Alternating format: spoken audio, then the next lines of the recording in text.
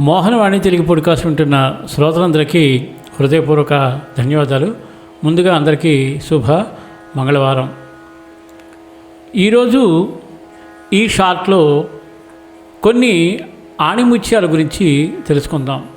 నిజమైన భక్తి దైవాన్ని పూజించడంలో మాత్రమే ఉండదు, ప్రతి మనిషిలోనూ దైవాన్ని చూసినప్పుడు అది పరిపూర్ణమవుతుంది. మానవ సేవ అనేది భగవంతుడికి చేరువయ్యే మార్గం. తోటివారికి సహాయం చేయడం ద్వారా భగవంతుడికి అత్యంత ప్రీతి పాత్రులవుతారు. జీవితంలో ప్రశాంతత, సంతోషం ఉండాలంటే మనసులో దయ, కరుణ నింపుకోవాలి. ఈ సద్గుణాలే దైవానికి మరింత దగ్గర చేస్తాయి. ఈ ప్రపంచంలో ఏ ఒక్కరూ ఒంటరిగా జీవించలేరు. ఒకరికొకరు తోడుగా ఉండడం, కష్టాల్లో చేయూతనివ్వడం ద్వారానే ఈ సమాజం సంతోషంగా ఉంటుంది. భక్తి కేవలం ప్రార్థనలకు, పూజలకు మాత్రమే పరిమితం కాదు.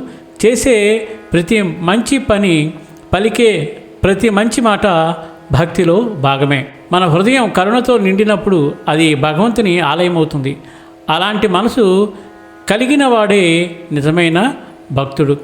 మానవత్వం లేకుండా చేసే పూజ, భక్తి ఫలహీనం అవుతుంది.